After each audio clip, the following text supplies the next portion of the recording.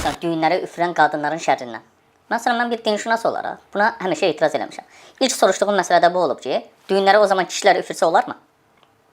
Və yaxud da həqiqətən söhbət orada düyünlərə üfürməkdən gedir. Və bunu araşdıranda orada Fələq surəsindədir. Fələq surəsində deyir ki, "Min şərrin nəffəsəti fil uqad" deyir. Deyirəm, baxın, adicə özümüz uqad sözü cəm şəkilçisidir. Onun tək şəkilçisi, tək forması əqd deməkdir. Əqd Azərbaycan dilində, hüquqda istifadə olunan bir termindir. Müqavilə deməkdir, saziş deməkdir. Nəffəsət də ora mənfiliyi qarışdıranların, sazişi pozanların şərrindən yaradana sığınmaqla bağlı olan bir məsələdir. Orada nə düyünlərdən gedir söhbət, nə düyünlərə üfürən qadınlardan. Orada nə düyünlərdən gedir söhbət, nə düyünlərə üfürən qadınlardan. İnsan nəyi inkar edirsə, onun dəlillərini də inkar edir. Allah Teala Fələq surəsində bizə ayələr nazil edir. Buyurur ki: "Qul əuzu bi rabbil fələq min şerri ma xalaq və min şerri qasiqin iza vaqab və min şerrin nəffəsati fil uqad və min şerri hasidin iza hasad." Allah Teala buyurur ki, de ki, sığınıram sübhün Rəbbinə, yaratdıqların şərrindən, çökməkdə olan gecənin şərrindən, düyünlərə üfürən qadınların şərrindən və həsəd edərkən həsəd edənin şərrindən.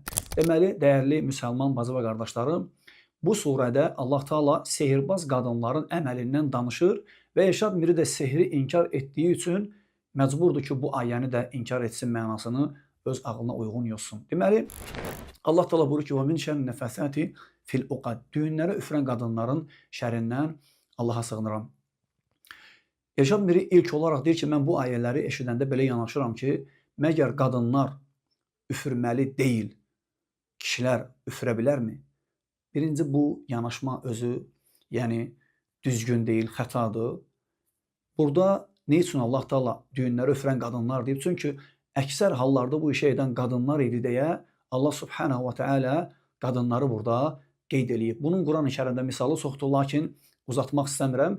İnşallah baxmaq istəyən baxa bilər və ya tələb eləsəz mən də sizə inşallah göstərə bilərəm. Hər dediyimizin də inşallah arxasındayıq. Adam deyir ki, fil uqad, yəni əl-uqad kəlməsi isə əhd, saziş mənasındadır və ümumi ayənin mənasını belə tərcümə edir ki, insan, yəni bağlanılmış əhdləri pozanların şərindən yaradana Allaha sığınıram deməkdir. Adam deyir ki, əl-uqad kəlməsi burada, uqad, aqdun sözünün cəmidir. Əslində isə biz baxanda aqdun kəlməsinin cəmi uqudundur. Bu barədə Quranda Allah Teala Əl-Maidə surəsinin 1-ci ayəsində buyurur ki, "Ya eyyuhellezine amenu awfu bil uqud." Ey iman gətirənlər, uqudlarınıza, yəni əhdlərinizdə, sazişlərinizə vəfa edin, onları yerinə yetirin. Deməli, uqadun sözünün təki aqdun deyil. Çünki aqdunun cəmi uqudundur. Uqad sözü cəm şəkilçisidir. Onun tək şəkilçisi, tək forması əqd deməkdir. Yaxşı, bəs uqadunun təki nədir? Tək forması əqd deməkdir. Uqdatun. Uqdatunun mənasına baxanda mənası nədir? Düyünlər. Deməli, cəmi nə olur? Ayədə keçən əl-uqad kəlməsi. Uqdatun, uqadun. Aqdun, uqudun. Ərəb dili bilən bacı və qardaşlarımız, baxın, bilməyənlər də bilənlərdən soruşsunlar. Deməli, ən-nəfəsət kəlməsi heç də Elşad Mirini dediyi kimi əhdləri pozanlar mənasında deyil. Əl-uqad kəlməsi isə əhdlər mənasında da deyil. Ne üçün? Uqad kəlməsinin təki uqdatundur, aqdun kəlməsinin təki uqudundur. Aqdun əhd, uqudun əhdlər, uqadun düyünlər, uqdatun düyün mənasındadır. Və sonra Elşad Miri deyir ki, Ərəb dilində belə bir qayda var. Ərəb dilində bir şey cəm olduğu zaman onun qarşısındakı müənnəs olur. Qadın cinsində gəlir. Qadın cinsində gəldiyinə görə onu da qadınlarla əlaqələndiribdilər, təəssüflər olsun ki, belə bir məna veribdilər. Adam buyurur ki, ərəb dilində bir şey cəm olduğu zaman onun qarşısındakı müənnəs olur. Deməli, o müənnəs burada nəyə deyir? Ən-nəfəsət kəlməsinədir ki, müənnəs. Amma deyir ki, ərəb dilində bir şey cəm olduğu zaman onun qarşısındakı müənnəs olur. Yaxşı, burada ən-nəfəsət kəlməsindən qabaq baxsaq, nə gəlir? Min şərri. Orada hardadır cəm kəlməsi? Şər kəlməsi məyər cəmdədir? Min cəmdədir, yoxsa vav cəmdədir? Hansı biri cəmdədir? Baxanda görürük, heç birisi cəmdə deyil. Yaxşı, Elşad Miri bu qaydanı hardan çıxardıb? Əgər desə ki, ən-nəfəsət kəlməsindən sonra gələn fil uqadı qəsd edirəm, yenə onun da məsələyə aidiyyəti yoxdur. Nəticə etibarilə biz Elşad Miridən tələb edirik.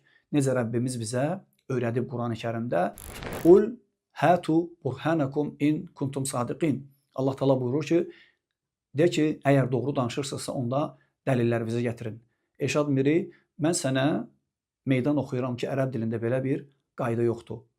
İnkar edirəm. Əgər sən isbat etmək istəyirsənsə və ya iddia edirsənsə, onda Quran sənə deyir ki, "Hatu burhanakum", dəlillərinizi gətirin.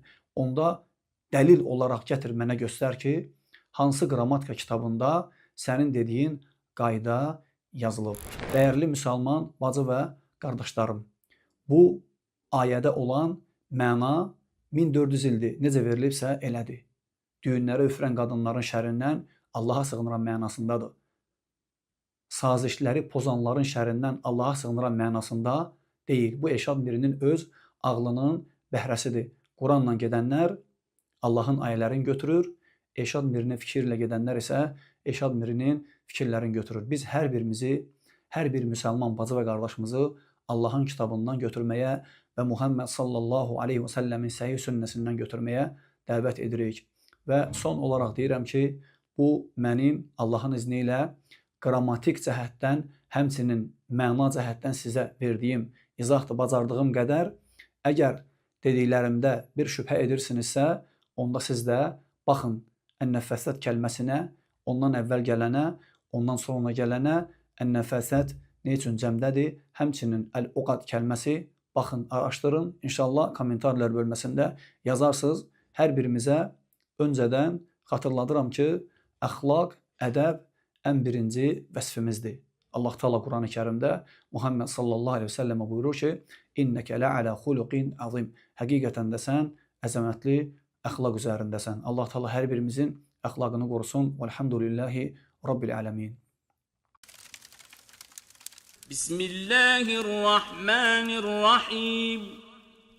Qul a'udhu bi rabbil falaq min şerri ma xalaq və min şerri ghasiqin izə vaqab və min şerrin nəffəthəti fil uqad və min şerri hasidin izə hasad.